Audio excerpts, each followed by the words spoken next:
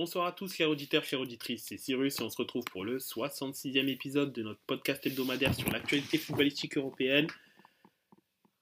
Et pour parler de ce qui s'est passé cette semaine, je serai accompagné de nos fidèles contributeurs que sont Camille Buonasera ragazzi.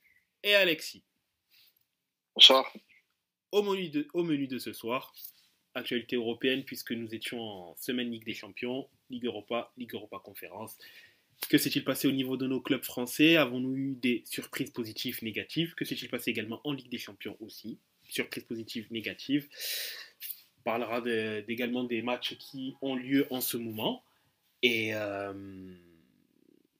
voilà, tout simplement. Et éventuellement et également des quelques actus footballistiques qui rythment notre semaine avec notamment ce qui s'est passé pour Paul Pogba et la grave blessure de l'un des meilleurs défenseurs du championnat de Serie A, Bremer. Jason Bremer. Jason Bremer, c'est ça, exactement. Donc, rapidement, Camille, du côté de la Juve, d'une part, blessure de Bremer contre Leipzig, il sort très vite, très tôt pardon, dans le match. Il sort dès les 10 premières minutes. C'est ça, exactement. Il sort dès les 10 premières minutes et la saison de Bremer est déjà finie. C'est les ligaments pour l'international brésilien qui était depuis, on va dire, 1 an et demi pour moi, le taulier de la défense turinoise. Pour moi, c'est une énorme perte que actuellement personne dans le staff peut remplacer, même si je fais confiance à une charnière, je pense qu'il sera Kalulu et Gatti. Je pense que Thiago Motta va partir sur cette charnière-là, quand on joue en tout cas à 2 minimum derrière. Danilo peut aussi évidemment faire le travail, l'expérimenté Danilo, qui est aussi un de nos capitaines du côté de la Juventus, mais grosse perte de la part de la Juve, avec la grosse blessure de Jason Bremer. Évidemment, je lui souhaite déjà en tant que tifoso juventino, mais aussi en tant que suiveur du football, une excellente guérison. Il va se faire opérer là dans les jours qui suivent, et puis ça va être un long chemin pour lui avant de retrouver les niveaux et les pelouses et puis son niveau qu'il avait actuellement. En espérant évidemment qu'il le retrouve, car pour moi c'était depuis quelques mois top 5 pour moi des défenseurs centraux en Europe. Ouais, c'est sûr que sa blessure pour le rock brésilien, le capitaine de la défense de la Juve, c'est un énorme coup dur. Est-ce que Thiago Diallo, il est encore chez vous? Thiago Diallo est encore en contrat chez nous, oui. Mais bon, il n'aurait pas de grosse importance en fait actuellement, même s'il est actuellement prêté. Ah, il est prêt. Ah, donc il est. Voilà, c'est pour ça que j'ai posé la question. Voilà, il est sous contrat, mais il n'est pas chez nous. Il n'est pas disponible en ce moment pour la Juventus, parce qu'on l'a prêté à Porto en juillet, août.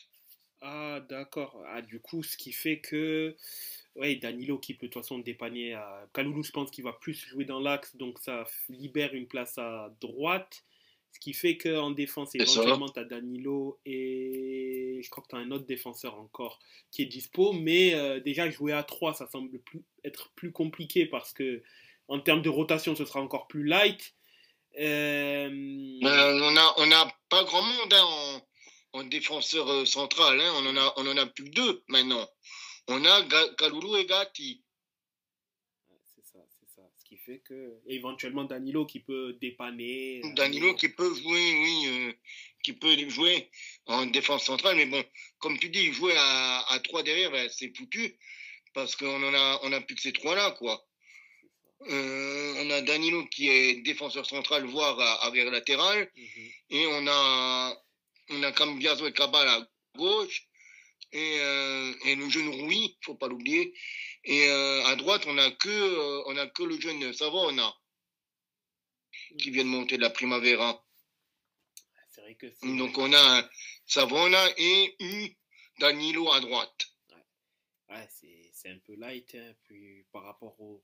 Kaloulou, tout Ouais. dépend qui jouera de Danilo et de Kaloulou, qui jouera sur le côté et qui jouera dans l'axe. Je pense que ce sera plutôt Kaloulou, vu ses performances qui.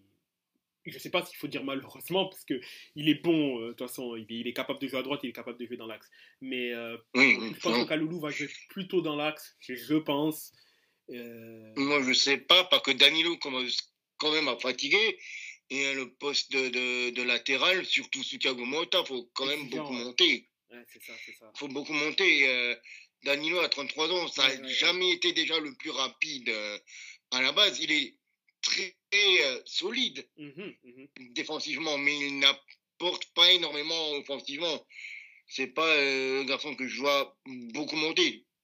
Tandis que Kaloulou, dommage que Jeff ne soit pas là, mais il pourrait nous dire s'il apporte beaucoup plus. Déjà, il a quasiment 10 ans de moins.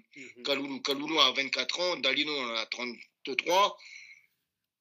Bon, c'est dans le sens du jeu, c'est dans le sens de la vie, j'ai envie de te dire, qu'un défenseur de 24 ans soit plus apte à répéter les efforts, monter, descendre, qu'un joueur plus expérimenté de 33 ans. Bien sûr, ça fait logique. Ça. Sauf exception, évidemment. Hein. Bien sûr. Mais donc, du coup, oui, il y a. Du coup, Bremer, c'est toute la saison. Hein, merci, au revoir. Et tu as Nico Gonzalez qui est blessé, mais il est blessé seulement pour quelques jours. Il s'est blessé, il a une blessure musculaire. Il a une blessure musculaire, Nico Gonzalez, et puis ça serait une histoire de 1 à 2 semaines. Pour l'international argentin. Mais oui, non, c'est une petite blessure entre guillemets pour Nico Gonzalez. Des dernières nouvelles en tout cas. Mais c'est pas le poste là où je m'inquiète le plus. Parce qu'on a actuellement on a un petit Mbangula qui est très bon. On a Conceição dont on parlera certainement dans la page Ligue des Champions. Qui est vraiment extraordinaire depuis son arrivée. On a Kenan Yildiz qui peut jouer sur le côté aussi. Et en milieu de terrain, on a du beau monde, quoi, que ce soit entre Loca, que ce soit Fagioli qui revient vraiment extraordinairement bien, contre Miners qui est aussi très très fort, sans oublier des garçons comme Kefren Turam ou McKenny. Ouais, c'est vrai que. Mais pour moi, c'est derrière. Il va falloir au moins prendre en prêt quelqu'un derrière. Oui. Ouais, pour remplacer Bremer. Il y a quelques pistes. Ouais, comme Ramos. Ramos, franchement, je n'aimerais pas. On va pas se le cacher, je n'aimerais pas. Parce qu'il était déjà cramé au PSG, je ne vois pas pourquoi il serait pas cramé chez nous. Pour moi, il y a d'autres garçons que j'aimerais plus voir chez nous, comme Bokema, le néerlandais de Bologne, comme Maxence Lacroix, que j'avais connu à Wolfsburg, qui est maintenant en Italie, aussi à Sassuolo, me semble-t-il. Il y a le petit Jorel Atto de l'Ajax. Il y a Muaremovic, excusez-moi si j'écorche son nom, aussi un jeune joueur de Sassuolo, et qui est à la base un joueur de la Juventus et qui est prêté à Sassuolo en seconde div. Donc ça, pour moi, c'est les pistes plutôt à privilégier du côté Juventus. Parce que Ramos, avec tout le respect que j'ai pour lui, avec l'immense carrière qu'il a fait, qu'il reste à Séville, qu'il termine sa carrière là-bas, c'est son club formateur. Il est plus à Séville, Ramos. Il n'est plus à Séville? Non, il est libre. Ah, ben très bien. Oui, je parle, oui. Alexis, je parle de la Croix de Wolfsburg. Il n'est pas en Italie, lui. Il a Crystal Palace. Moi, je me souviens pas là, ça. Ah oui, c'est vrai, oui. J'avais vu un moment qu'il était pisté en Italie, c'est pour ça. J'avais pas suivi le truc après. Il était pisté justement par Sassuolo aussi, d'ailleurs, je crois, à l'époque. Donc c'est pour ça que j'avais ça en tête. Mais oui, donc du coup, pour moi, c'est la Croix, Llorelato, le petit de l'Ajax, qui était très très fort. Et sinon, un retour de, comme j'ai dit, Mohamerovic, prêté à Sassuolo, qui pourrait revenir dès janvier de son prêt. Donc pour moi, c'est les 3 pistes-là privilégiées du côté Juventus pour remplacer Bremer. Après la Croix. Parce que Mohamerovic, de toute façon, reviendrait après son prêt à Sassuolo. Donc ça serait que le rappeler plutôt. Hato, c'est un prospect que beaucoup de gens connaissent dans la sphère football. Et ça serait le moment de le prendre, tout simplement, alors qu'il est encore très jeune et très prometteur, quoi. Il est capitaine, vice-capitaine de l'Ajax, à même pas 20 ans. Et la Croix, qui avait été très bon à Wolfsburg. Après, à savoir s'il veut partir de l'Angleterre, quoi, alors qu'il vient de poser ses valises, quoi. Et il serait probablement pas autant payé, quoi, à la Juve qu'à Crystal Palace, parce que because il est sous la première ligue. C'est ça exactement. Il ne viendrait pas pour un poste de titulaire indiscutable. C'est ça en effet. Après, je pense, ouais, c'est vrai qu'en défense, va falloir au moins une personne parce que là, jusqu'en l'ouverture du mercato d'hiver, il y aura plusieurs périodes où ça va jouer quasiment tous les 3-4 jours du côté de la Juve, entre championnat, Ligue des Champions, enfin ça va être un rythme super intensif et s'il y a encore de la casse en défense, là ça va vraiment être catastrophique. Donc déjà il va falloir qu'il prie du côté de la Juve qu'il n'y ait pas d'autres défenseurs qui soient touchés et après recruter parce que là... Et encore quand on regarde, on a 8 défenseurs actuellement, mais on en a 3 qui viennent d'arriver et les 3, il y en a un de 23, un de 20, un de 21. Et Rui et Savona, ils débutent. Cabal a déjà fait un petit peu de Serie A avec les Las Véron, mais Rui et Savona, ils débutent, quoi. Donc ça veut dire, on a, en tout et pour tout, 5 mecs, quoi, qui ont de l'expérience. C'est ça. 5 mètres sur 7, quoi, qui ont de l'expérience. Donc à voir ce que ça va donner, mais je pense qu'il y aura du mouvement, c'est obligé qu'il y aura du mouvement parce que c'est un jeu trop dangereux de ne pas recruter un défenseur au vu des prochaines échéances et des nombreux matchs qui attendent cet effectif du monde jusqu'en janvier. Et sans compter qu'il va y avoir encore la Coupe du Monde des clubs. C'est ça.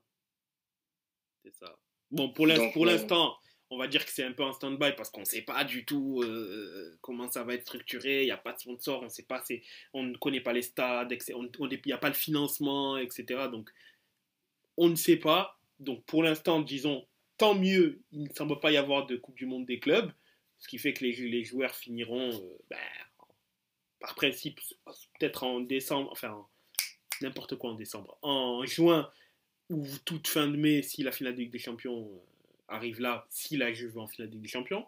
Mais voilà, à voir de ce côté-là. De toute manière, je pense que dans les prochains mois, on aura plus d'éléments concernant la Coupe du Monde des clubs, mais dans tous les cas,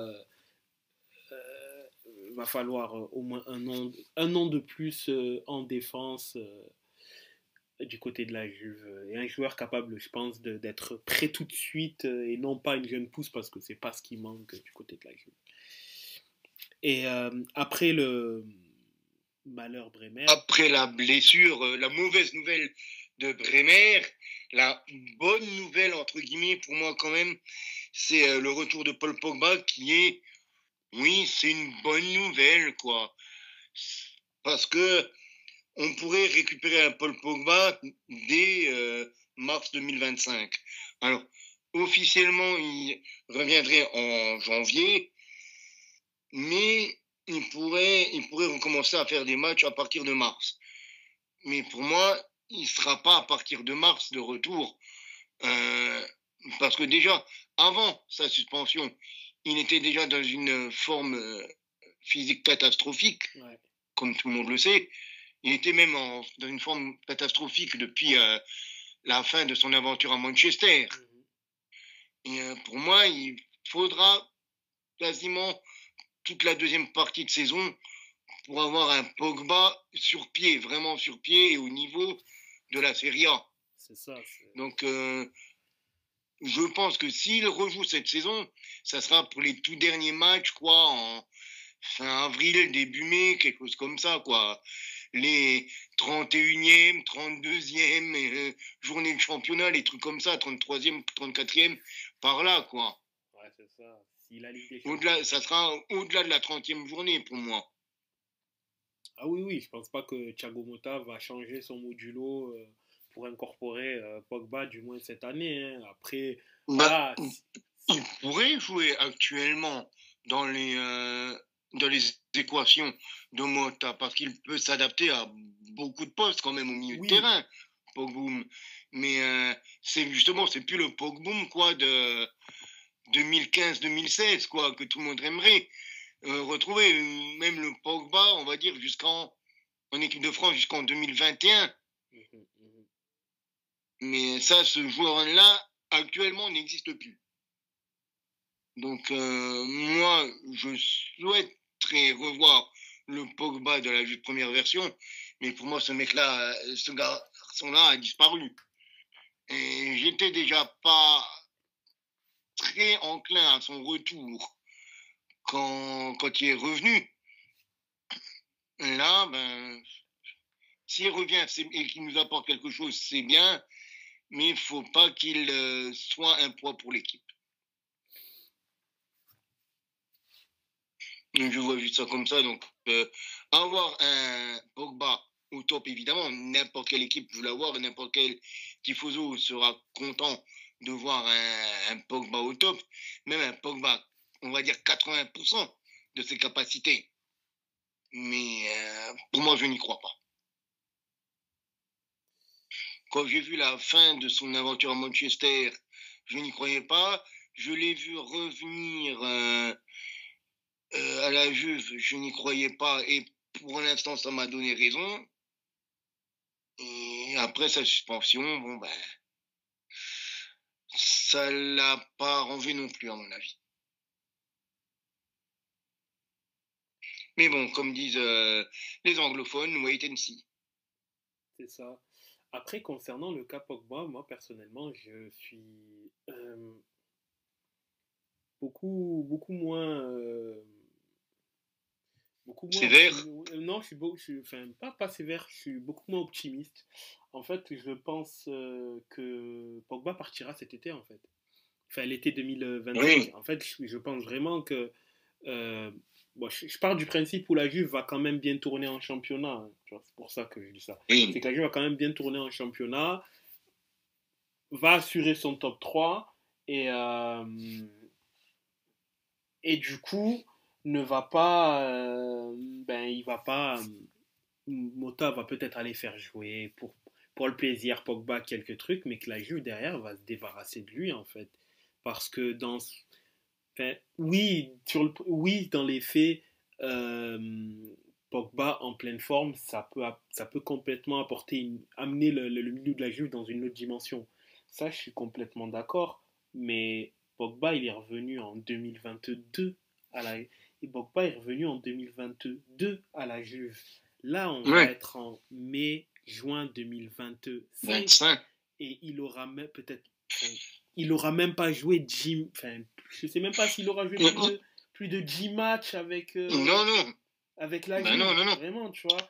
Et donc, je pense pas qu'ils vont chercher à...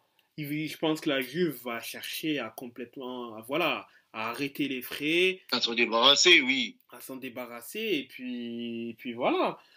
Soit que ce soit une rupture de contrat ou un transfert au rabais, sachant qu'il sera en fin de contrat en 2026, donc il lui restera qu'un an de contrat. Je pense que la Juve ne croira pas en Pogba parce que Non, non, non.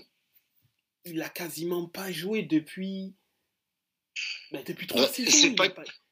c'est pas dur. La saison dernière, il a joué 2 matchs. C'est ça, et la saison d'avant, il en a joué que 6. Et encore, là, on parle de match, on parle même pas, on parle pas de minutes, on parle même pas en minutes parce que je pense qu'en minutes, Ouais. c'est pas beaucoup aussi. Il a joué 6 matchs en Serie A et il en a joué 10 au total, quoi, en 2022-2023. 3 d'Europa League et une coupe d'Italie. Et encore, faut voir le nombre de minutes totales rapportées. C'est Est-ce que ça ça, équivaut? 161 minutes. Voilà, 161 minutes, c'est un match, C'est ça, c'est un match et un demi. match et demi, quoi. Un Tu match et vois. demi. Donc, le bilan, je suis désolé. Bon, après, c'est vrai que durant sa suspension, il ne touchait que le minimum légal. Ce qui fait que au Ouais. niveau des comptes, ça va. Mais entre le moment où il a eu son transfert, enfin, qu'il est venu Au libre, moment, et jusqu'au moment où, entre le moment où il est revenu et sa suspension, oui, il coûtait cher pour ce qu'il était. pour ce qu'il était, tu vois. Donc, moi, je pense vraiment que voilà, il va faire son programme. Peut-être que la Juve allez, le fera jouer quelques petits matchs à la fin de saison. Mais après, je pense qu'ils arrêteront les frais. Et Pogba, C'est ça. merci, au revoir. Et il partira. Après, où il partira, je ne sais pas. Mais la Juve arrêtera, quoi. Parce que. Ah, je pense aux États-Unis. S'il y a un club qui le prend, Voilà, quoi, tu vois. Donc, je pense pas. Je ne pense absolument pas qu'il ait un avenir, même à court terme, à la Juve, quoi. Et malheureusement, sa dernière. Je pense que. Après, oui, le risque peut se prendre de chercher à avoir un Pogba au plus haut niveau. Mais il a tellement été pourri par les blessures, puis derrière sa suspension. Enfin, il faut dire qu'il y a quasiment 3 ans, il a quasiment pas joué en presque 3 ans en fait. C'est c'est ça. ça. Presque 3 ans, il n'a pas joué. 2 ans, là, ça va faire une prochaine, encore une saison blanche, quoi. Donc, Ou quasi. ouais, c'est ça, quasi une saison blanche. Donc, malheureusement, le pari se prend. Mais oui, si c'est un Pogba 1-2 millions par an, ouais, le pari se prend. Le pari se prend, tu le prends sur un 1 plus 1. S'il réussit durant son année à redevenir ce qu'il C'est était, ça. ok, mais 1 sinon, plus 1 plus 1, voire 1 plus 1 selon les prestats. ouais. Ouais, ça se tente. Ça se tente. Mhm. Mais je pense que la Juve va arrêter je pense que la Juve va arrêter les frais et voilà. Comme dit, pour moi, c'était déjà une mauvaise idée de le reprendre à la base. J'ai été un grand fan du Pogba première version, mais voilà quoi, c'est le Pogba première version. Et je vais pas me répéter une 150e fois, mais ce mec-là n'existe plus. Donc, merci pour ton premier passage et au revoir. Pogba, un petit peu, c'est un peu comme Allegri, en fait, tu vois, à la Juve. Le premier passage était très bon, tout le monde applaudissait, et le deuxième passage, ben, il est dégueulasse. Donc, pour moi, c'est un peu à parallèle à faire, quoi. Qui est méchant pour l'un ou pour l'autre. Mais, ouais, ils auraient jamais dû revenir ni l'un ni l'autre, quoi. Pogba va finir ta carrière aux États-Unis, quoi. Fais-toi kiffer, vis ton American Dream, quoi. Et prends du plaisir, quoi. Mais t'es cramé pour le haut niveau. Cramé pour le top 5 européen, on va dire. C'est ça, exactement. Et encore, je le verrais même pas signer dans un truc genre Galatasaray ou Ajax ou Olympiakos, comme certains l'ont fait, parce que, en fait, ça serait pas assez brillant pour lui. C'est ça. Donc, je le vois pas partir dans un championnat mineur après. Et je vois pas non plus quel autre club pourrait le reprendre dans le top 5, quoi. Ouais, c'est difficile malheureusement à imaginer. Mais bon, au moins par contre, c'est bien pour lui parce que passer de 4 ans à 18 mois, à 4 ans, c'est quasiment fin de carrière. Là, 18 mois, il pourra envisager d'aller autre part. C'est déjà ça. Donc sur ce côté-là, on peut vraiment dire que c'est positif. Oui, bah pour lui, évidemment, c'est positif. Et puis, c'est pas quelqu'un à qui j'en veux, quoi, encore une fois. Je le répète, c'est un garçon qui m'a fait vibrer, quoi, sur la première partie des années 2010. Bien sûr. Mais ça fait 5 ans, allez, pour moi, ça fait 4 ans qu'il est cramé, quoi. 4-5 ans qu'il est cramé. Depuis, on va dire, après sa première saison à Manchester. La première saison à Manchester, il était très bon encore, et puis après ça a plongé. Ouais, assez irrégulier du côté de Manchester, donc ouais. C'est vrai, en effet. Après, on verra bien on verra bien ce que cela donnera le cas Pogba. Et pour parler donc de ce qui s'est passé au niveau européen, déjà au niveau de nos clubs français, ça s'est globalement bien passé quand même, faut le dire pour nos clubs français. Enfin, fortune diverse quand même, mais parce qu'il y a Nice et le PSG malheureusement enfin Nice a très largement perdu contre la Lazio après le terrain. Bon, très compliqué,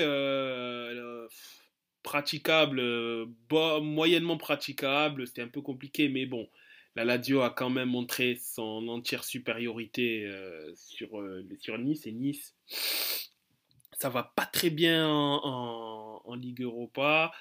Par contre, Lyon, ça va. Lyon, son trio offensif. Ça va très bien. Ça va très bien. Son trio offensif a fait des merveilles contre les Glasgow Rangers.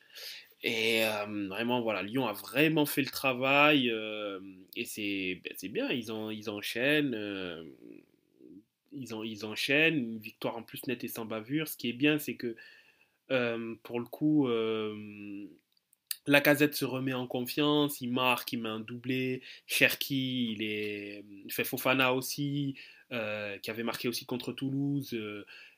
Là, il met un doublé, le jeune Malik Fofana, le jeune Belge. Cherki qui fait double passe décisive, c'est vraiment positif parce que là, c'est vraiment voilà, les attaquants qui font le taf et qui portent Lyon.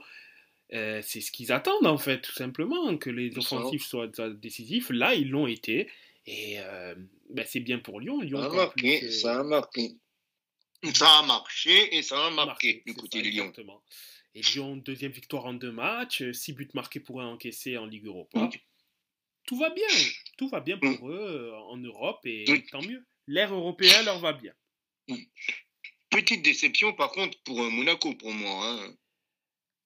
Oui, avec un match nul arraché vraiment sur le gong.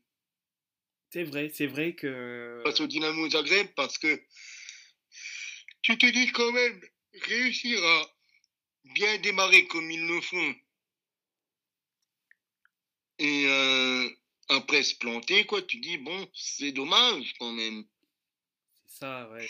Parce que réussir à battre le Barça, tu te dis, ouais, ils ont réussi à battre le Barça, ils vont réussir à faire quelque chose contre Dynamo Zagreb. Et non, match nul de partout en égalisant sur le penalty à la 90e. Oula, tu te dis, ils ont eu chaud derrière quand même, les amis de la SM. C'est ça, ouais, ils ont vraiment eu chaud. Après, voilà, c'est vrai que c'est un. Sur le papier, on ne les voyait pas. On voyait plus, effectivement, Monaco enchaîner après son très gros match contre le Barça. Malheureusement, ils ont mal. Ils ont été menés au score pendant très longtemps. Et après, bon, ils ont fait quand même. Preuve Mm. de résilience, ils ont quand même réussi à remonter ce score-là négatif, mais c'est vrai que c'est dommage. C'est vraiment dommage qu'il n'ait pas fait mieux qu'un match nul, mais après, bon, voilà. Monaco a quand même gardé son invincibilité au final, hein, donc ils sont toujours invaincus, toutes compétitions confondues. Pas de défaite. Bon, c'est le deuxième nul de la saison. Le premier c'était contre Lens en Ligue 1, là c'est le deuxième en Europe. Mais ils ont réussi à sauver ce résultat et c'est d'un côté c'est bien. C'est dommage qu'ils ne Ils capitalisent pas capitalisent sur pas leur ça exactement. succès. C'est le mot parfait. Capitalisent pas sur la victoire contre le Barça, mais au moins ils ont réussi à sauver ce point du match nul et voilà c'est pas mal. C'est pas mal. C'est peut mieux faire. Peut mieux faire. Ceux qui ont fait mieux, c'est Lille, qui sont allés moucher le Real Madrid. Exactement, exactement. La Plus grosse grand, on perf. peut parler du plus grand espoir du club, je pense, de l'histoire du club. C'est ça, le champion d'Europe en titre, enfin, Mhm. Lille qui prend le scalp du champion d'Europe en titre après avoir été battu assez logiquement contre le Sporting, une défaite complètement méritée. Ben là, ils te sortent un match digne d'un match de titan. C'est ça. Euh, Là, c'est digne d'être en Coupe d'Europe. Là, voilà, ils ont montré qu'ils valaient le coup. c'est ça En tout cas, exactement. sur ce match-là, Sur ce ils valaient match-là, le coup. ouais. Ouais, des Egrova, Boadji, 17 ans, qui fait son premier match en Ligue des Champions. Enfin, C'est son ça. premier gros test, du moins, parce qu'il a joué contre le Sporting. Mais son premier gros test contre le Real, où il joue 90 minutes, en gros. Mhm. Très gros match de sa part. Il Et a, des garçons même qu'on pensait un petit peu perdus, quoi, qui se sont montrés au niveau, comme Baker, comme Kabela. c'est ça. C'est ça exactement. Bon, Jonathan David, bon, il marque son but sur penalty. Bon. Il met beaucoup de Et, penalty. Il met les penalties. Les penalties, ce sont des buts. et, Donc, et quel match de Chevalier, Chevalier. quel match Ah de oui, ah Lucas oui, ah Chevalier. oui. Franchement, je comprends pas que Deschamps, il l'ait pas pris, quoi, là, sur sa liste d'hier, Ben, pour le coup, après avoir vu le match, quoi. Didier, tu l'as vu le match quand même de Lille. Toi qui dis quand même toujours, oui, je regarde les matchs principalement de Ligue 1, machin. Ben là, tu l'as vu quand même les clubs de Ligue 1. C'était un club de Ligue 1. Et c'était contre le Real Madrid. Donc il ne peut pas dire qu'il ne l'a pas vu. alors, pour le coup, je le comprends. Parce que, est-ce que ouais, Chevalier, tu le prends en équipe de France, en A, Ouais. il mérite d'être troisième gardien? Ben, il mérite d'avoir en tout cas une cape. Est-ce Pas- qu'il est deuxième, troisième? Je ne sais pas. Mais Parce que pour moi, Chevalier, c'est un numéro 2 qui peut taper très fort à la place de numéro un si Maignan a des pépins, ce qui n'est pas rare. Et je préfère je ne sais pas s'il peut encore l'être, qu'il soit en espoir où où il est sûr de jouer les matchs, plutôt qu'il soit en A, juste en numéro 3 et qu'il a quasiment aucune chance de jouer. Parce que pour moi, Chevalier, il mérite, comme tu le dis, tu vois, il mérite d'avoir sa cape, de commencer déjà à avoir ce truc en équipe de France. Mais c'est ça. Et juste le placer pour numéro moi, 3 je pense que c'est trop. Enfin, il peut même être numéro 2. Pour moi, il pourrait être appelé en numéro 2 sur ce rassemblement. Parce que Areola, il est devant, clairement. Je parle au niveau, hein, Oui, oui. pas au niveau expérience. Pas au niveau expérience en équipe de France. Évidemment, Areola, il sera toujours là en numéro 3. Ça, je pense que c'est le numéro 3 de Deschamps. Voilà. Par contre, est-ce que il n'est pas meilleur que Brice Samba sur ce début de saison, moi j'ai de gros doutes quand même sur le fait de ne pas mettre plutôt Lucas Chevalier à la place de Brissamba. Ça se comprend, mais j'ai du mal à le voir en numéro 3. Il est trop fort pour être il est C'est trop pour ça que fort je te pour être dis. numéro 3. C'est pour ça que C'est pour ça que je te dis. j'ai du mal à le dire, à le voir en fait venir en équipe de France pour être numéro 3. En fait, C'est pour ça que moi je le verrais bien en deux à la place de. Je l'aurais bien vu en deux à la place de Brissamba. je crois que c'est Areola, parce que je crois que c'est lui, Areola et Brissamba. Mais Brissamba est numéro 3, Areola 2, et donc Maignan, Moi j'avais le souvenir que Areola était numéro 3 dans la hiérarchie. Dans la hiérarchie. Ça serait étonnant, parce que c'est lui qui est plus expérimenté que Samba, du moins en équipe de France. Hein. Oui, mais c'est pas parce qu'il est plus expérimenté que c'est forcément lui le numéro 2. Oui, en principe, c'est vrai. Moi, mais trick dans ma tête, pour moi, c'était Areola le numéro 2 Parce que pour moi, c'est clair, net et précis. Maignan 1, Samba 2 et Areola reste là pour faire le poste qu'il a toujours fait, quoi. Parce que Chevalier, Chevalier, si tout se passe bien cette saison, il peut partir et aller très loin. Il est super fort, Chevalier. J'aime beaucoup ce gardien. Lui et Reste, de toute façon, je kiffe ces gardiens-là. Reste, je suis un petit peu déçu, mine de. Ouais, je peux comprendre, c'est vrai. Je l'attendais, en fait. J'ai peut-être trop d'attente sur lui. Je l'attendais déjà peut-être un peu plus haut, tu vois, Reste. Vu ce qu'il avait prouvé en tout début de carrière, ouais, je m'attendais à ce qu'il soit, pas faire une Casillas, quoi, mais voilà, quoi. Déjà ne plus être à Toulouse maintenant. Être plus haut. Mais bon, je pense qu'on va faire une petite pause et puis continuer le discours un petit peu plus tard. Qu'est-ce que tu en penses ? C'est ça, en effet.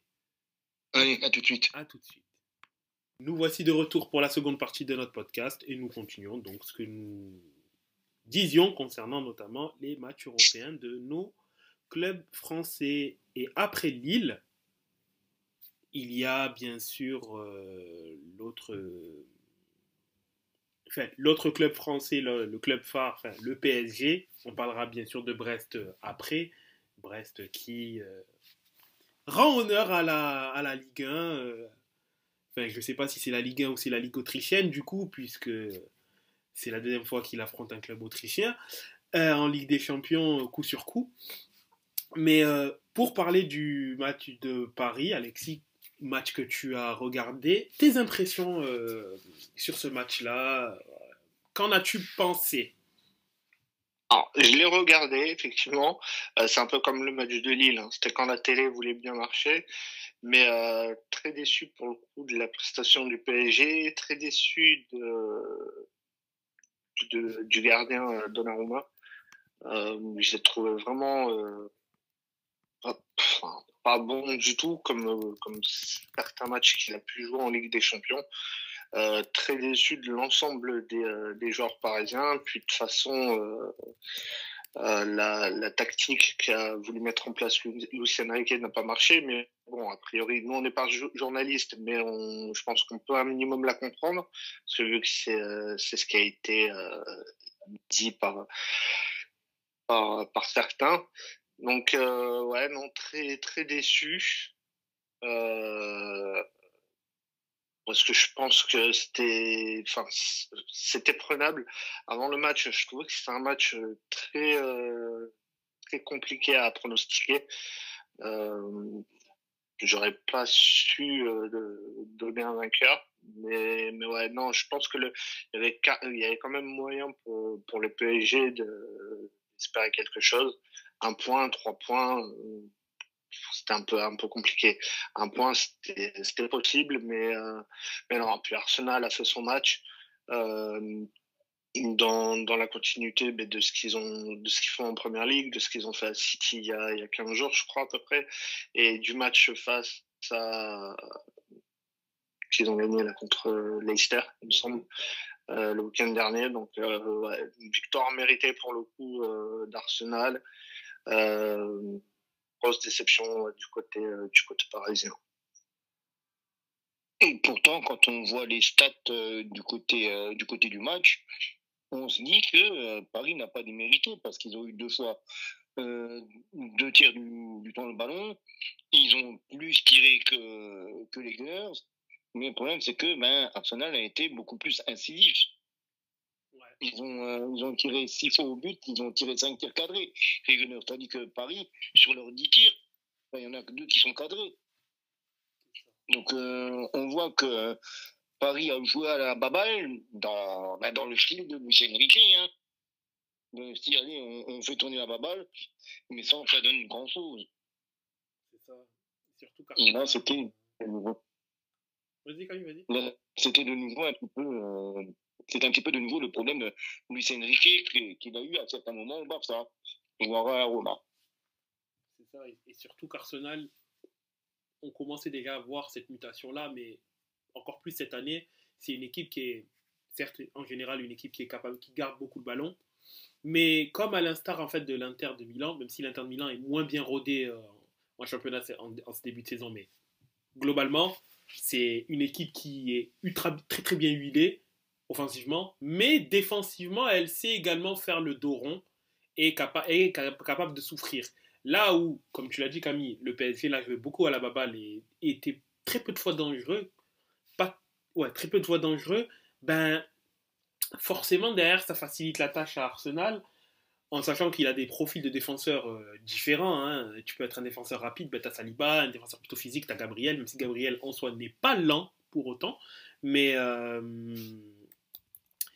il y a quand même divers types ils peuvent s'adapter à beaucoup de match-up, à beaucoup de match-up, de types d'attaquants. Donc, c'est pas spécialement facile aussi de faire déjouer Arsenal. Et en plus les deux buts, les 2 buts d'Arsenal, c'est 2 fautes du PSG concrètement.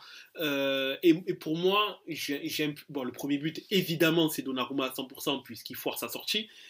Le deuxième but, moi personnellement, je l'impute aussi au gardien dans le sens où à partir du moment où tu es gardien et tu restes scotché sur ta ligne, sur un coup franc, tu es en position pour moi de subir l'action. Et le problème est que oui, d'accord, il y a un mauvais marquage de la part des joueurs du PSG, mais comme on le répète inlassablement, sur la surface de réparation, le maître, c'est le gardien. Il a les pieds, il a les mains, il doit sortir et ne pas subir la situation. Parce que oui, je dirais Donnarumma est fautif en deuxième niveau, pas en premier. En premier, c'est les joueurs du PSG qui ne sont pas assez bien au marquage. Le problème est que je mets Donnarumma au second rang parce que il subit l'action du début à la fin. Il recule et après il a les mains comme ça. Mais le problème, c'est que l'action, il a subi de A à Z. Il n'est pas en position où il va... il est en capacité de pouvoir faire quelque chose. On le voit dans son langage corporel qu'il n'est qu'en position de subir l'action. Parce qu'il recule, il n'avance pas. Et quelqu'un qui avance pas, c'est quelqu'un qui ne prend pas l'information ou qui n'a pas fait de choix. Parce que là, prendre l'information, c'est difficile. Tu peux pas t'attendre à ce que personne touche. Mais par contre, tu peux au moins prendre une décision. Après, est-ce que la décision est bonne, est-ce qu'elle est mauvaise? Là, c'est du coup le fait de prendre, d'avoir pris la bonne décision. Mais le fait de ne pas prendre de décision rend l'image de quelqu'un qui subit l'action. Et comme t'as sur le but d'Havertz, t'as encore eu un problème parce que t'as mal jugé l'action et donc Havertz est allé devant toi et a marqué, ça fait 2. Le problème, c'est que c'est pas la première fois que Donnarumma a ce problème-là en termes de lecture du jeu et c'est pas du tout la première fois qu'il est Demi-finale de Ligue des Champions contre Dortmund, le but d'Hummels, pareil, il reste coaché sur sa ligne. Hummels match sa tête. Contre le Real, où après, oui, est-ce qu'il y a faute, est-ce qu'il n'y a pas faute de Benzema? Pour moi, il n'y a pas faute de Benzema. Et je dis pas ça parce que j'ai pas une sympathie profonde pour le PSG. Pour moi, il n'y a pas faute de Benzema. Mais c'est pas la première fois du moins en termes de lecture du jeu, Donnarumma est fautif à des moments très importants pour le PSG. Après là, c'est un match de poule, d'accord, mais c'est pas la première fois qu'il fait ce type d'erreur là. Et à la fin, euh, toujours les mêmes questions avec Donnarumma. Il a ses méga qualités, il a ses méga défauts. Ça semble pas s'arranger. Après, il est jeune. Ok. Mais depuis le début de sa carrière, il a les mêmes qualités et les mêmes défauts. À un moment donné, voilà, va falloir se poser des questions aussi. Parce que si tu sais que dans les moments clés, il est capable de te coûter des buts parce que je sais pas s'il a la trouille ou qu'il ne lit pas assez bien le jeu. Il n'a pas une lecture du jeu aérien qui est bonne pour un gardien de sa stature. Ben, il va falloir qu'il y ait quelque chose qui se passe. Qu'il y ait quelque chose qui se passe parce que c'est quelque chose de rédhibitoire. C'est quelque chose de rédhibitoire quand tu es contre des équipes qui ont des bons joueurs dans le jeu de tête. Tu vas toujours avoir une crainte parce que tu te dis ah mince, est-ce que sur un corner je suis pas capable, sachant que le PSG en plus n'est pas une équipe qui a de gros gabarits, de grands gabarits à la tête. Voilà, c'est un point plutôt faible les coups de pied arrêtés du côté du PSG. Là où Arsenal c'est un point fort pour le coup. Ben, ça peut leur porter préjudice. Donc à voir ce que ça va donner. Mais pour Donnarumma, je pense qu'il va devoir. Un dossier va devoir s'ouvrir sur lui, par rapport à ses faiblesses qui peuvent porter préjudice au PSG plus tard et qui l'ont déjà fait. Donc bon, à voir ce que ça va donner par la suite. Mais le premier test, c'est vrai qu'il a été très décevant de la part du PSG. Il n'y a pas le feu au lac, attention, mais c'est pas rassurant. C'est pas rassurant du côté du PSG. Et moi j'ai un problème avec Donnarumma. Le problème pour moi avec Donnarumma, c'est que il entame quand même là sa 10e saison professionnelle. Ouais. Donc, ok, il a commencé très jeune, il a commencé à 16 ans à jouer en professionnel, à jouer en Serie A. Mais, justement, ça fait 10 ans. Ça fait 10 ans que tu es pro. Ça fait 10 ans que tu fais les mêmes erreurs. Alors, au bout d'un moment, monsieur Donnarumma, avec tout le respect que j'ai, faut se réveiller un petit peu quand même. Faut comprendre que ça marche pas. Faut comprendre que ça marche pas, que au bout d'un moment, voilà quoi, faut voir les erreurs, il faut les réparer. C'est ça, être intelligent aussi. Et l'intelligence de jeu, l'intelligence, le QI football, tout ça, c'est de corriger ses erreurs. Et le mec, il a certes que 25 ans, mais là, oui, ça fait quand même, ça fait 10 ans, et ça fait 10 ans qu'il fait les mêmes erreurs. Il va attendre quand? Il va attendre d'avoir 35 ans pour les corriger. Parce qu'on disait de lui, le futur Buffon futur de la nationale et tout, ben pour l'instant, moi, je suis désolé. Là, actuellement, Donnarumma n'a rien de Buffon. Alors, ok, c'est pas un Mérette, c'est pas un Scoufette, c'est pas tous ces gardiens moyens qu'on a eu à un moment, comme les Amelia. Mais je veux dire, on n'est pas sur du Buffon. Je suis même pas sûr qu'on soit sur du Peruzzi, sur du Todd, sur du Payuka, qui étaient des gardiens d'un autre niveau quand même. Et ok, il est très performant quand il est dans un bon match. Le problème, c'est que il a beaucoup de matchs où il n'est pas performant aussi. Je sais pas ce que tu en penses, Alexis.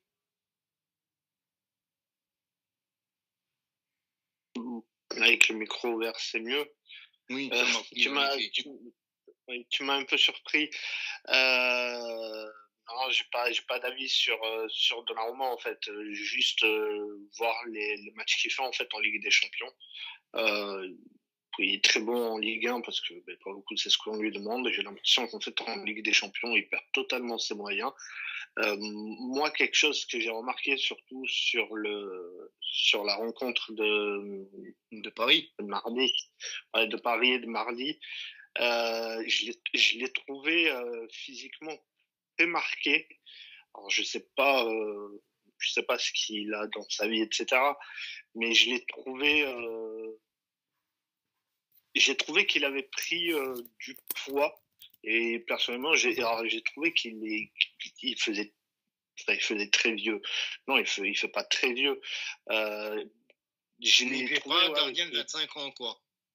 Ben, c'est ça, en fait, le truc. C'est quand t'as dit qu'il avait 25 ans, j'ai fait, mais non, en fait, c'est pas possible. Il est de 99. 25 ans, quoi. Ouais, et puis quand je le voyais, je me suis dit, ça se trouve, il doit avoir 29-30 ans. Et quand je le regarde, je me convainc en fait qu'il a 29-30 ans. Et puis tu viens de me dire qu'il a 25 ans. Bah non, je le trouve très... Enfin, comment dire, il est... il fait pas son âge, il fait plus que son âge. Non, ouais, il fait plus. Il fait déjà un petit peu plus usé. Voilà, merci, c'est le mot que je cherchais. Je l'ai trouvé usé en fait.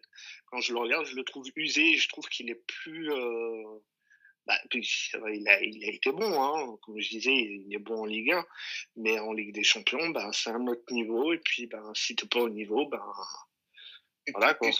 Excuse-moi, être bon en Ligue 1 avec le PSG, je pense que c'est pas trop compliqué quand t'es gardien. Non. Ouais. Alors évidemment, il faut être présent quand les occasions des autres se présentent. Mais bon, je veux dire, je pense que sur les 18 équipes de première division française, je pense que c'est quand même un des postes qui est le moins à risque d'être dans les cages du PSG. C'est ça. J'ai vu leur deuxième gardien là qu'ils ont recruté là cet été. J'ai trouvé pas mal. Oui. Ouais, Safonov. Après, est-ce qu'il pourrait être titulaire en Ligue des Champions, ça c'est une autre histoire, mais j'ai trouvé pour le coup aussi bon en Ligue 1. Après, quand t'es gardien au PSG, effectivement, comme tu as dit, c'est pas le poste le plus en danger, je trouve.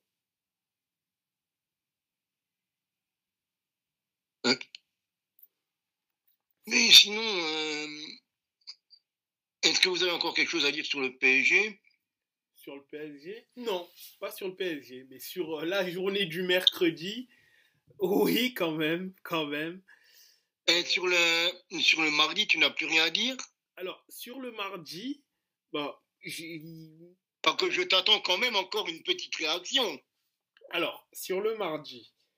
Oui, sur le mardi, 1er octobre. Alors, concernant le Barça, qui a tenu complètement son rang, City aussi, l'Inter également, qui a tenu son rang contre l'Étoile Rouge de Belgrade. Enfin, voilà, c'était là où je voulais en venir. En fait, ce qui est bon, déjà le premier but, le magnifique coup franc d'Akad Çalhanoğlu. Après, ce qui est bien, c'est que les 3 joueurs offensifs qui sont entrés en jeu, puisque Marcus Thuram, lui, n'est pas rentré en jeu. Ce qui est bien et positif, c'est qu'Arnautovic a fait un bon match. Taremi a fait un très bon match, a été récompensé parce que Lautaro lui a laissé tirer le penalty que l'Inter avait obtenu. Ce qui est positif, parce que Taremi était à 2 passes décisives.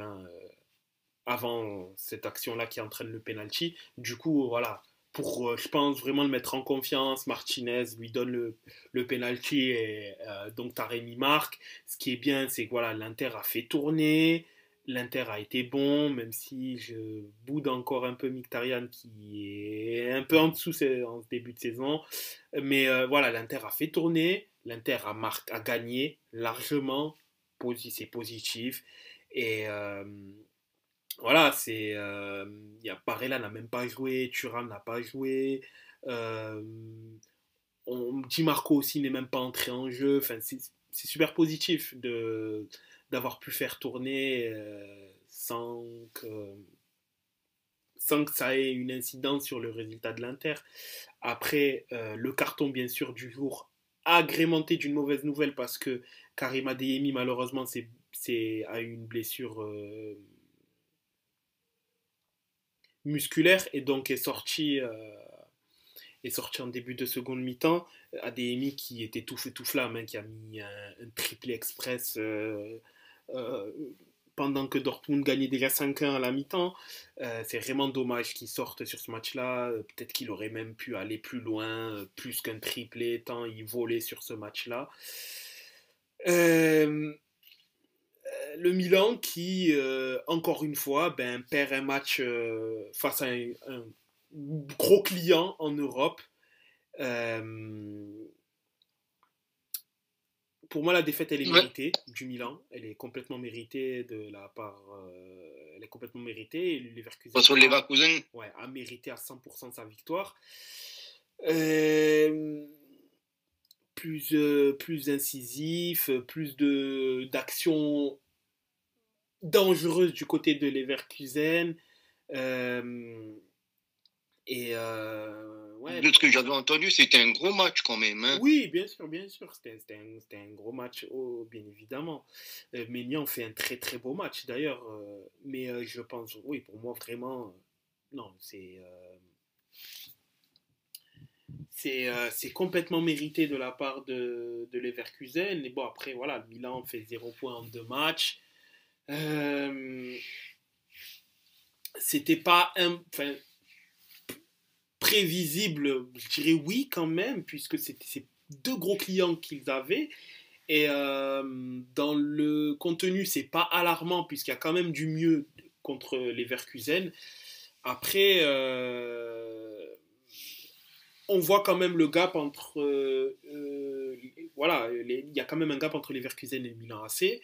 Mais, mais en soi, tout n'est pas perdu pour le Milan, loin de là. Mais il va falloir commencer à très vite Ah, engranger vraiment. des points. Très très vite.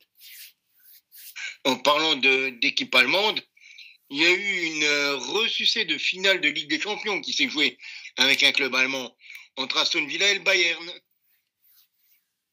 Tu sais, moi, le résultat du Bayern ne m'a pas surpris. Aston Villa, c'est une équipe chiante, hein. Ils font chier, Aston Ah oui, Villa. clairement. Ils sont relous, quoi. Ils sont relous. Et pour Ah le oui, coup, non, à Villa mais moi Park, c'est pour ça que j'en avais beaucoup parlé la saison dernière, si tu te souviens. ouais, Moi, c'est une équipe que je mettais beaucoup en avant l'année dernière. Ben là, cette année, ils sont dans la lignée de ce qu'ils faisaient l'année dernière, un petit peu quand même. c'est ça exactement. Sachant qu'Aston Villa, le seul match qu'ils ont perdu cette année, c'est contre Arsenal. Enfin, ce fameux Mhm. match où ils auraient pu marquer plus de buts, ou sans un Watkins peut-être qui était sous alcool ou je sais pas quoi. Il n'y a pas de 0, il y a même y a pas ce score-là du moins. Mais sinon, Aston Villa, c'est une équipe qui roule assez bien et ouais, il y a de la qualité partout. Et à Mhm. Villa Park, c'était tout sauf impossible qu'ils puissent faire ce hold-up, qu'ils puissent gagner ce match-là. C'était possible. En soi, c'était possible. Et Et pourtant, avec encore beaucoup de joueurs sur le banc, hein, quand on regarde un John Duran, un Bailey, un Matikac, un Buendia sur le banc, euh, même Ross Barkley, quoi, à la rigueur. Ben, Duran qui est rentré de façon décisive. c'est ça. Après, Durant, c'est un peu une sorte C'est de. le C'est un peu super leur super sub. sub, c'est ça, exactement. Donc, encore lui, bon, très, très fort, hein, attention. Durant, très fort et très talentueux et très prometteur.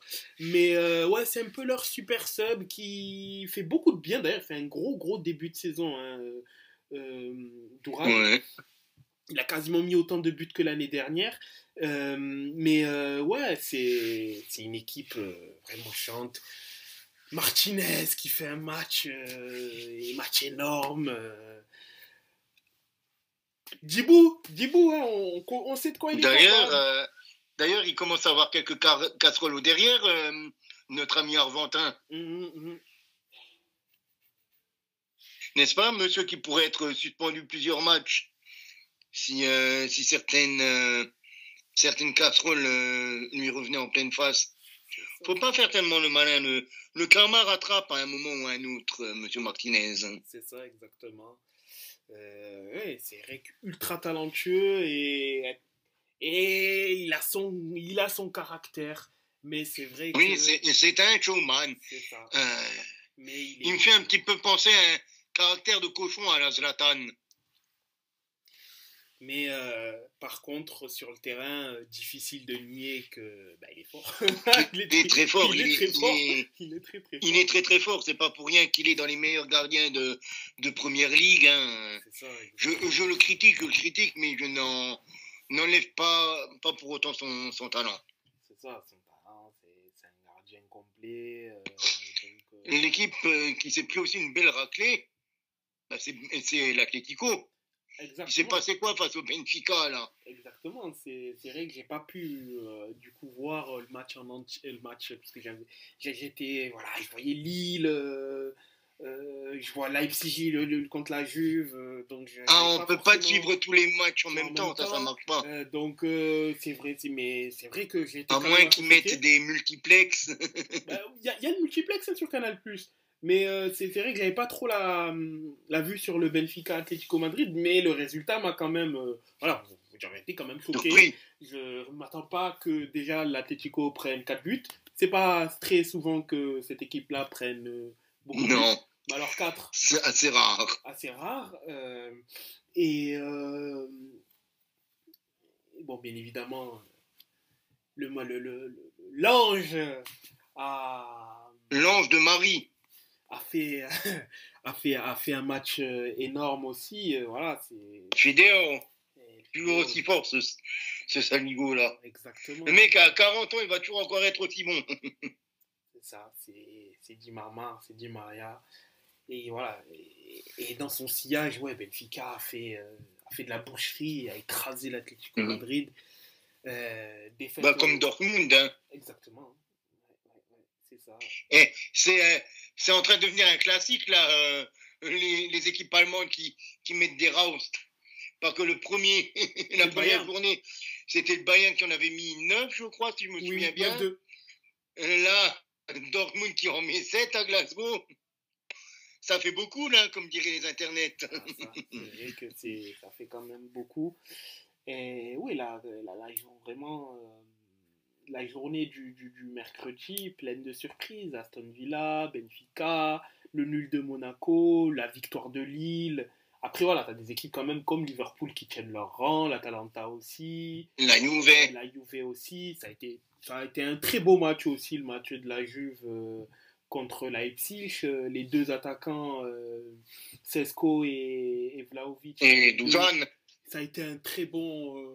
Voilà, c'est un très bon duel. Voilà, Sesko marque. Vlahovic répond. Sesko remarque. Vlahovic répond.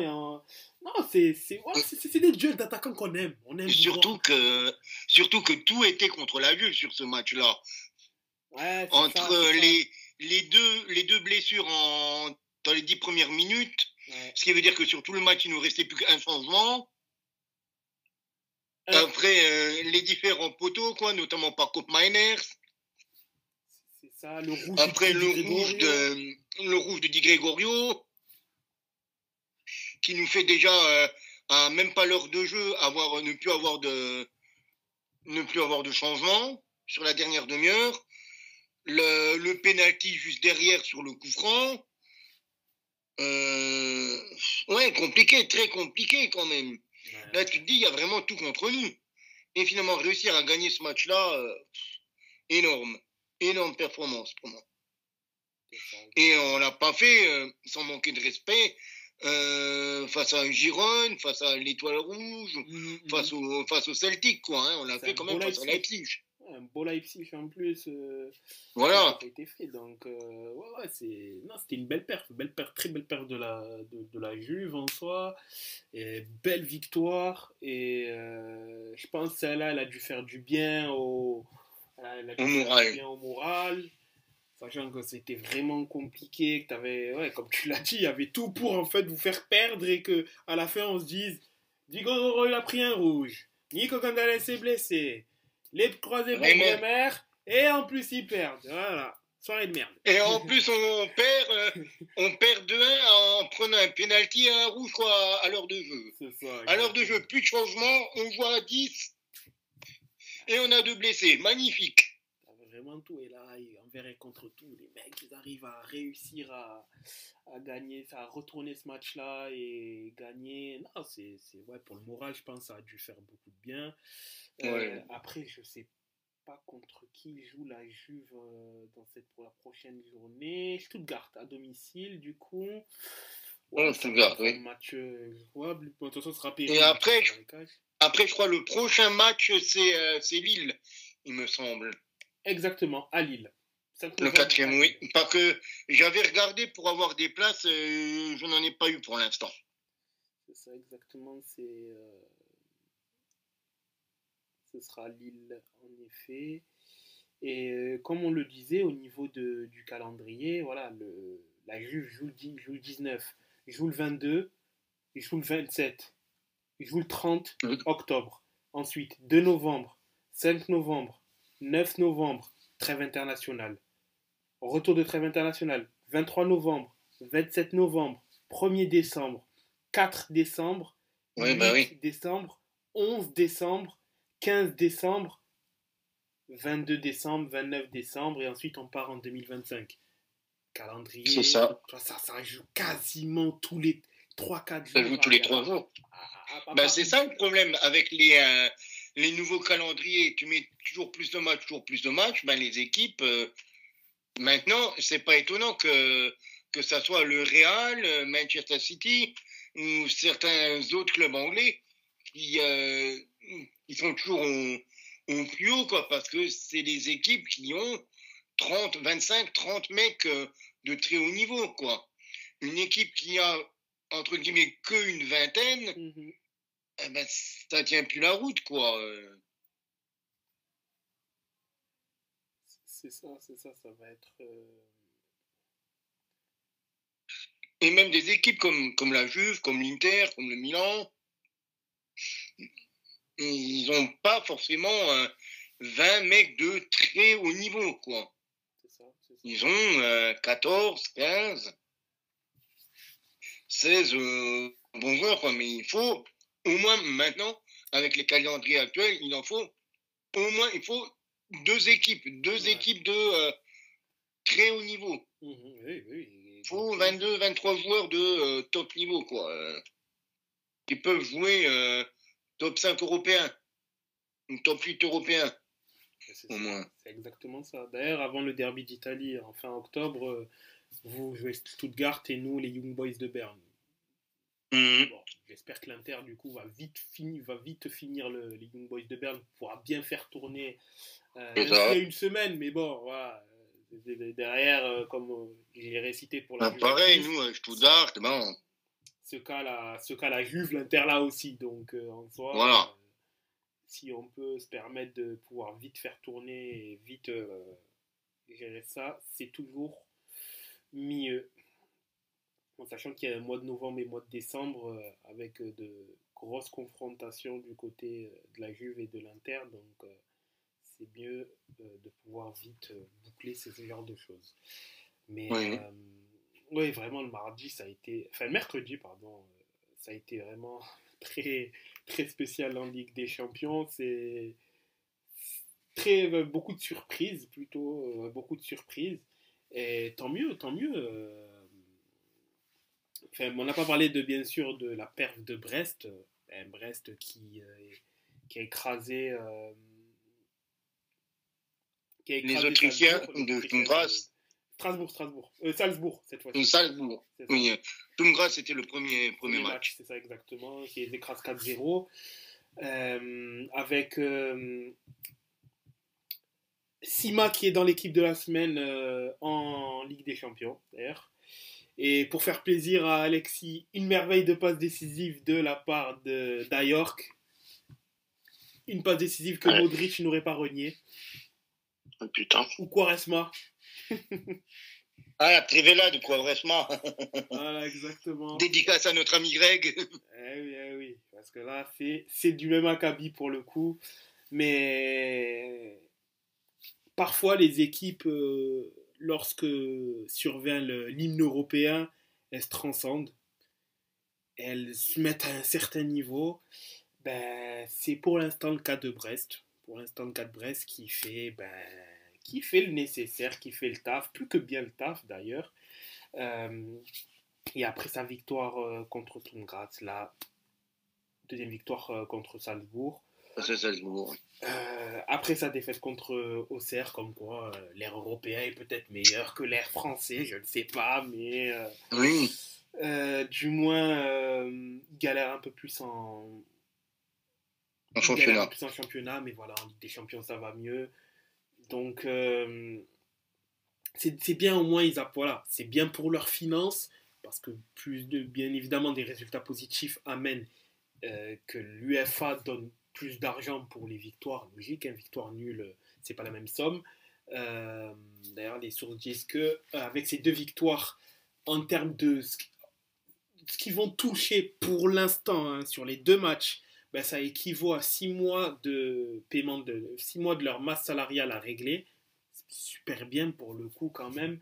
Avec 2 victoires en Ligue des Champions, tu sur le papier règles 6 mois de masse salariale, même si bon, officiellement ils le font pas comme ça, mais ça équivaut à cela. Et ouais, c'est super positif pour eux. Et voilà, c'est pas parce que tu es un petit club que forcément tu vas faire du 0 point en Ligue des Champions. Et là, je pique l'OM parce que, bah oui, voilà. Et que tu fais la figuration en Ligue des Champions. Là, ils sont au niveau. Après, bien sûr, pour Brest, le plus dur va commencer pour eux. Ils vont avoir Leverkusen, ils vont avoir Barça, ils vont avoir le Real après en 2025. Mais voilà, des affiches de prestige. Mais au moins, ils assurent des points à la France pour le COEF UEFA. Ils font le taf. Et pour l'instant, que la belle histoire continue tout simplement. Ça va être plus dur là, les 2 prochains matchs, beaucoup plus dur. Mais ils sont peut-être capables de faire les choses et donc wait and see. C'est ça le truc, c'est qu'ils sont capables de, peut-être pas le top 8 parce que ça risque d'être compliqué, mais ils peuvent au moins finir. Je crois que c'est dans les 24 premiers, de 9 à 24. Il y a que les 8 derniers qui sont éliminés. Des tours préliminaires ou je sais plus trop quoi, mais oui, la prochaine journée, ils vont affronter les Leverkusen. Après, ils se déplacent à Prague. Et entre Barcelone et merde. Et le Real.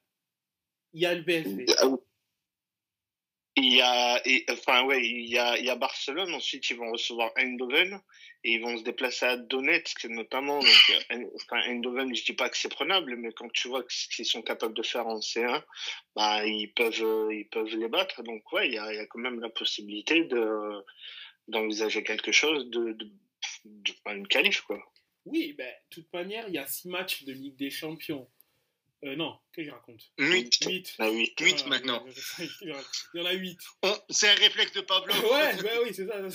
Il a tellement l'habitude de 6 qu'il dit 6. Mais je pense, en raisonnant de manière objective, il faut voir ce qu'ils feront contre le Sparta Prague, contre le Shakhtar et contre le PSV. Ils sont à 2 victoires. Déjà, c'est très bien d'être à 2. Sur 8 matchs, si sur les 3 matchs PSV, Shakhtar et Sparta Prague, il n'y a pas plus qu'une défaite, allez, une victoire, un nul, ça va se jouer, je pense, parce que c'est 24 équipes qui sont qualifiées. Faudra voir ce que ça donne derrière en termes de goal average. Après, s'il y a 2 victoires sur ces 3 matchs-là, Je pense qu'ils sont à 4 victoires sur 8. Je pense qu'il y a moyen de pouvoir. Je pense qu'il y a qualification même. Hein. 4 victoires, je pense qu'il y a qualification. Et il ne faut pas oublier un truc, c'est que c'est plus des matchs aller-retour. Donc tu joues pas 2 fois le Barça, tu joues pas 2 fois le Real. Ben oui. Tu les joues une seule fois.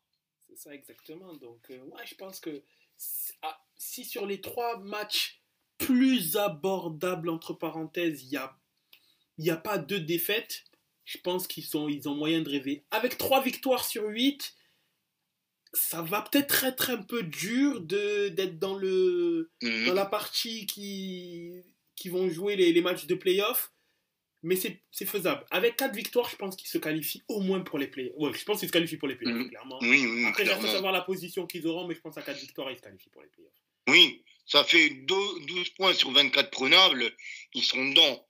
Je pense qu'ils y sont après. Voilà.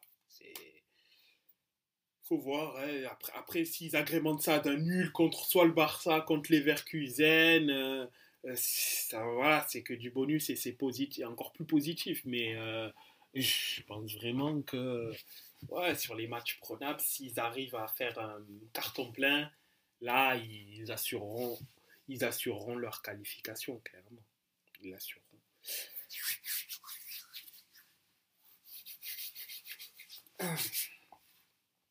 Mais en tout cas, pour l'instant, pour l'instant, Brest en Ligue des Champions, ce qu'on peut dire. Oui, disons-le, hein, même si c'est pour le début.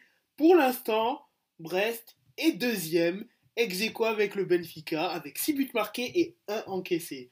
Oui, c'est ça. Puisqu'ils ont mis plus de buts, ils sont devant le Bayer Leverkusen qui a 5 buts marqués et 0 encaissé, donc ils sont à plus 5, mais bon.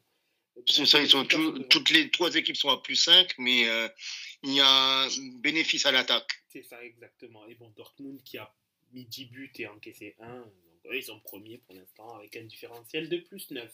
Mais voilà, Brest est pour l'instant top 2, top 3, on va dire. Parce qu'on va dire égalité avec Benfica et top 3 européen. Voilà. Donc Brest, bravo à vous. Bon, peut-être ça va pas durer, mais bravo à vous pour l'instant. 6 points.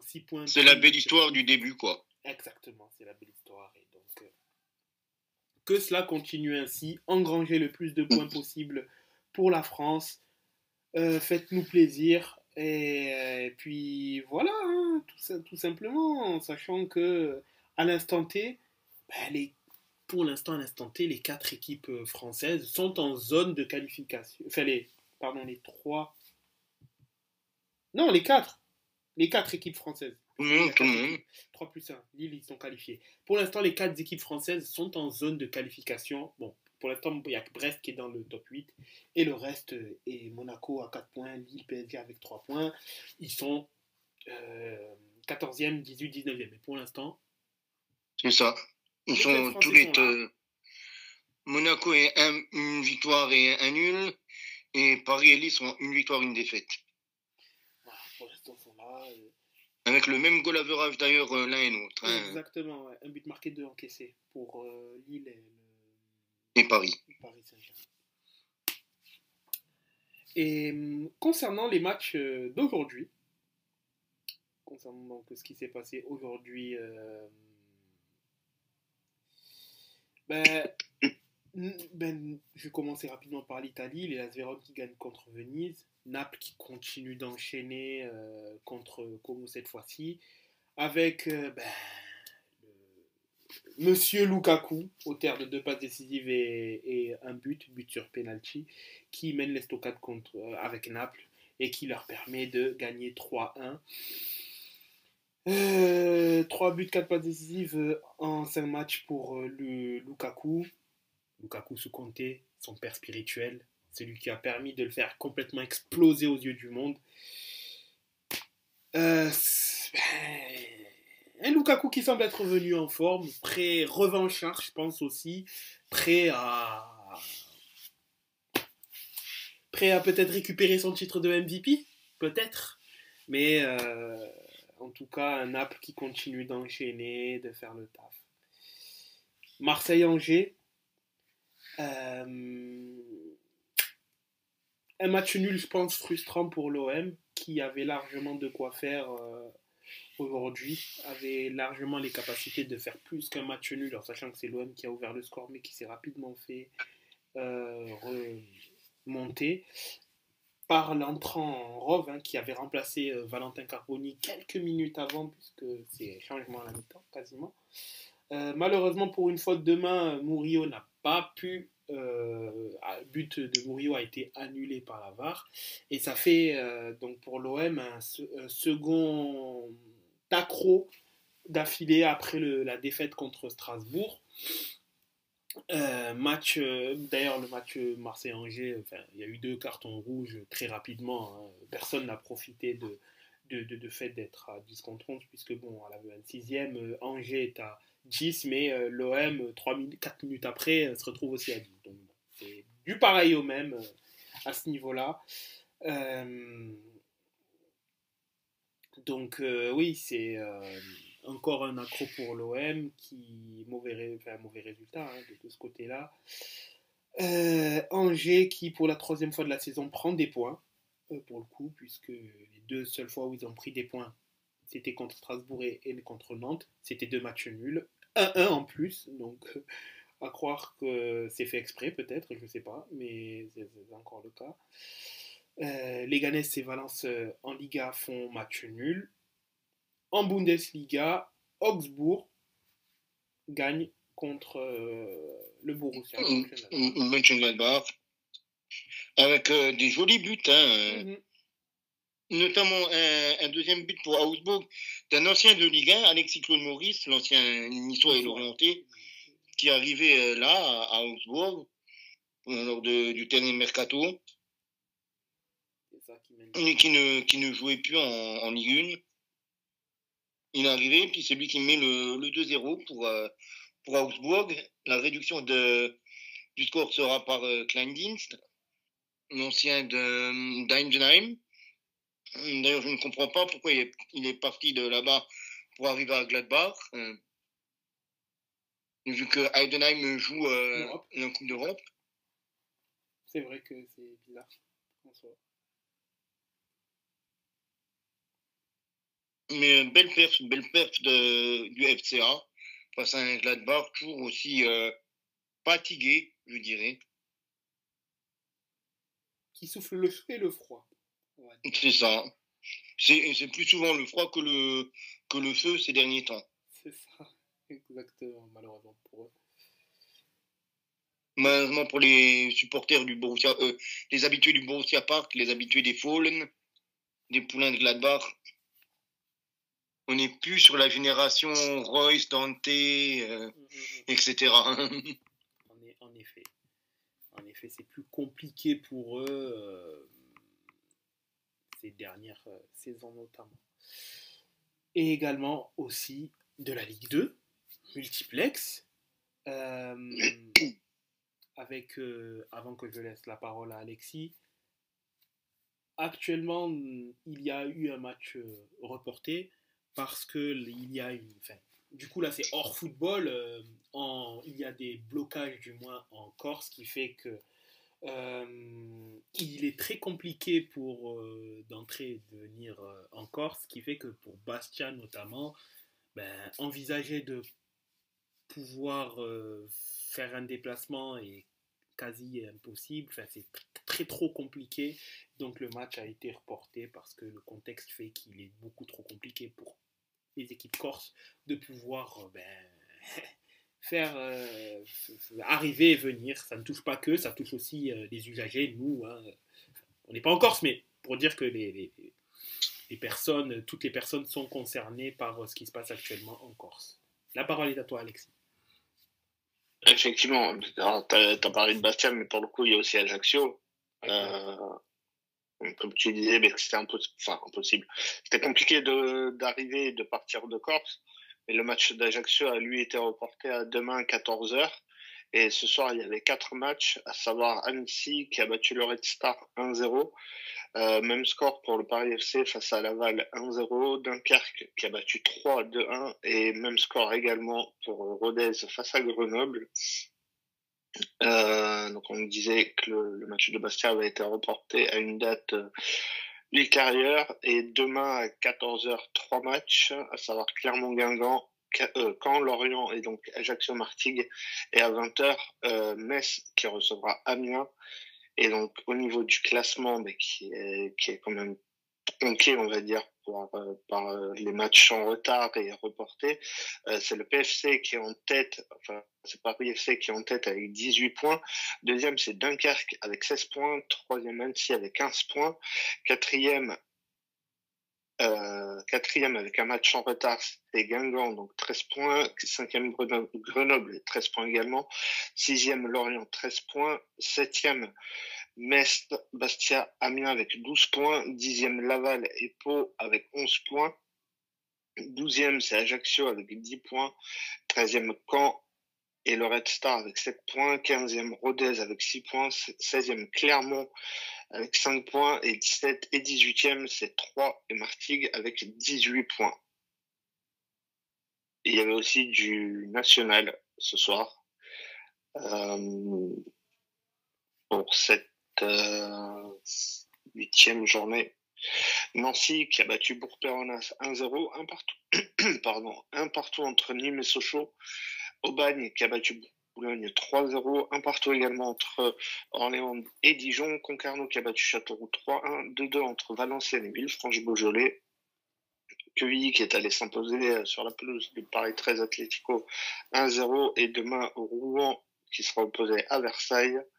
Au classement, c'est, pour faire plaisir à Camille, c'est Nancy qui est en tête avec 15 points, comme Concarneau également 15 points. Troisième, Boulogne, 14 points. Quatrième, Valenciennes, 13 points. Cinquième, Orléans avec 12 points. Sixième, Dijon et Aubagne avec 11 points. Huitième, Sochaux, Nîmes avec 9 points. Dixième, Bourg-Péronnas et Le Mans avec 8 points. 12e, Rouen, Versailles, Quevilly avec 7 points. 15e et 16e, c'est Paris 13 et Atlético avec 6 points. Et dernier, c'est Villefranche-Beaujolais avec 5 points. Il y a également de la nationale de demain avec le retour des Girondins. Et après cette période Coupe de France, ils déplaceront sur la pelouse de Saumur demain à 18h. Et pour parler de la Coupe de France assez rapidement, le match qui a eu lieu dimanche dernier en Charente, Bordeaux qui était opposé à Sudre-Océan, victoire sur le terrain 5-0, mais Sudre-Océan avait posé une réserve sur ce match, mais finalement la Ligue de Nouvelle-Aquitaine qui a donné raison aux Girondins et qui seront présents donc au 5e tour de cette Coupe de France. Pourquoi il y avait eu une réserve déposée par l'équipe de Sudre-Océan, parce que le gardien remplaçant des Girondins avait remplacé un joueur de chance, sauf qu'en Coupe de France, le numéro 16 est réservé uniquement au gardien, et le gardien ne peut pas jouer dans le champ. Donc voilà pourquoi ils avaient posé une réserve pour le club de Sudre-Océan qui est, on va dire, tombé à l'eau. Tombé à l'eau dans l'océan. Voilà, exactement. Ouais, c'est pas étonnant, hein, parce que bon, vu le moment où ça a été fait, l'ampleur du score, est-ce que ça a une incidence sur le match? Non, absolument aucune. Si c'était un joueur qui avait pris un carton jaune et qui serait sur le terrain, j'entends bien que là, oui, qui avait un prix, qui était suspendu et qui joue. Là, j'entends bien que la réclamation puisse aboutir. Mais là, oui, ok, bon, Bordeaux n'avait pas le droit. Ok, mais ça n'a pas d'incidence sur le match et donc c'est complètement débile de faire perdre un match unique. Une équipe qui est en train de t'écraser 4-0 pour ça, quoi. Voilà. Donc bon. C'est ça. Et tant mieux que ça n'avait pas abouti. Oui. Enfin, on va dire que c'est quand même la meilleure des nouvelles depuis 3 ans. C'est une qualification contre un club des départementales 1. C'est la meilleure nouvelle qui nous soit arrivée depuis 3 ans, si je puis dire.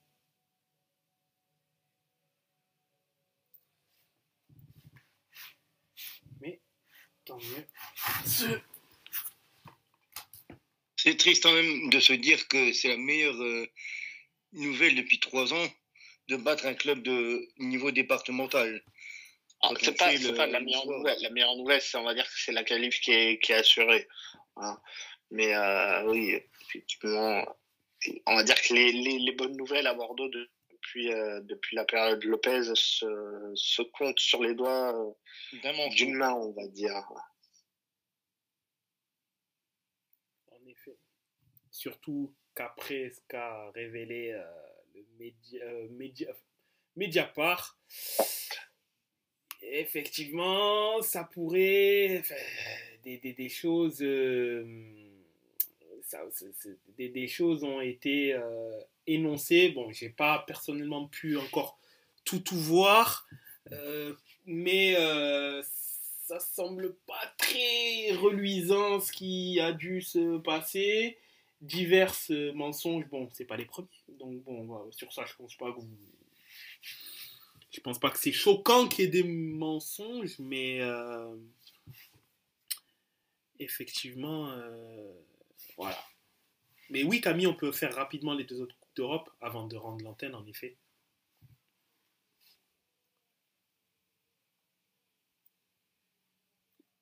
On peut revenir vite fait sur les événements, les matchs marquants, on va dire, les matchs français et les matchs marquants.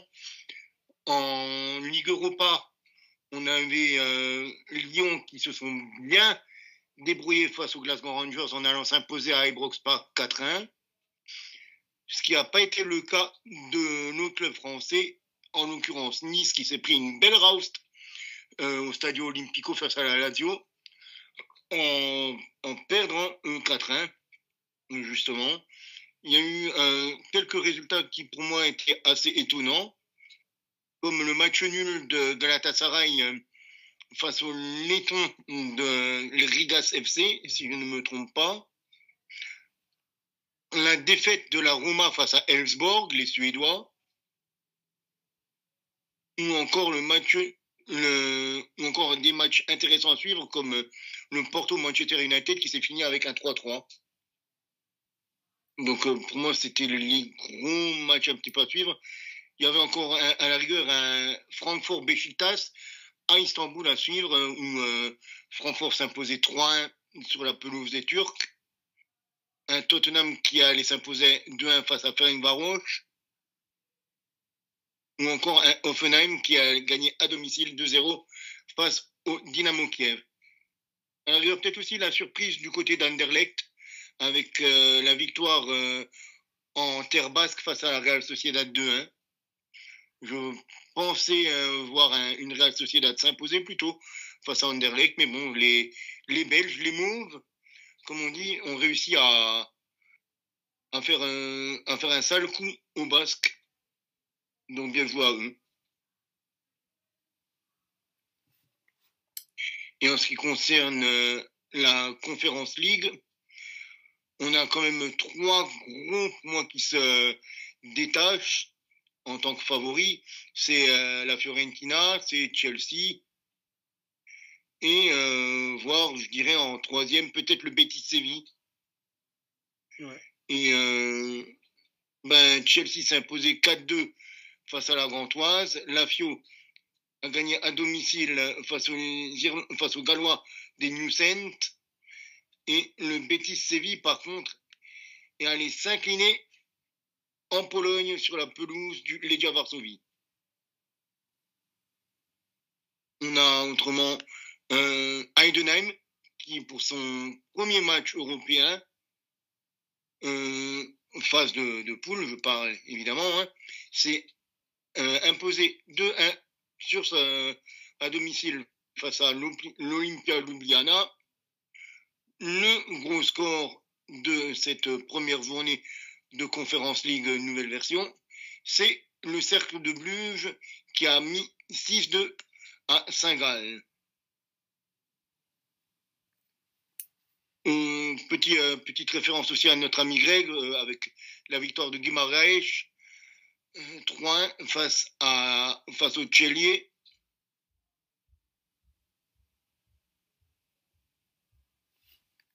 Et autrement, des scores plus ou moins variés comme l'Omonia Nicosie qui s'est imposé 4-0 face à Reykjavik, Molde, le club formateur de Haaland qui a gagné 3-0, ou encore le Panathinaikos qui a fait match nul à l'extérieur face au Borac Banja Luka.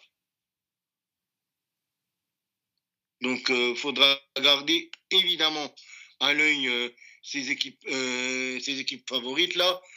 On aurait pu espérer aussi peut-être un meilleur départ d'Istanbul Başakşehir qui a perdu à domicile face au Rapid Vienne. Mais bon, pour l'instant, c'est même pas les grosses équipes qui sont devant. C'est le Cercle Bruges qui s'est imposé.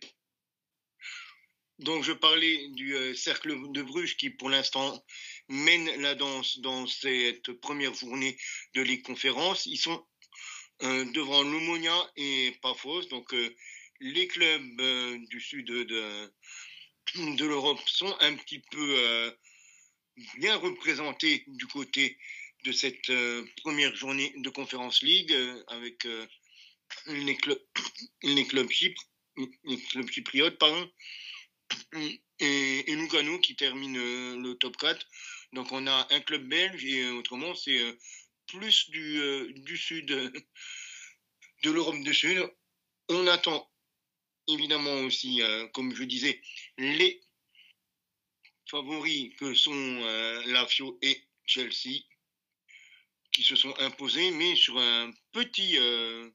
sur une petite victoire entre guillemets, avec 2 buts déjà encaissés quand même pour les Blues et un petit 2-0 pour la Fiorentina. Voilà donc pour cette Conference League. Première journée, on attend les gros à un haut niveau. Pour l'instant, ce sont des plus petits clubs qui ont fait les belles opérations de cette première journée. Et félicitations à eux. Exactement. Et sur ce, de toute manière, nous nous retrouverons ce week-end pour parler de la suite des différentes journées de championnat d'Angleterre, d'Espagne, d'Allemagne, Italie et France. Et sur ce, il ne nous reste plus qu'à vous souhaiter une bonne journée, une bonne soirée, selon le moment où vous nous écoutez. Exactement, bonne soirée. Allez, à plus les mecs. Salut.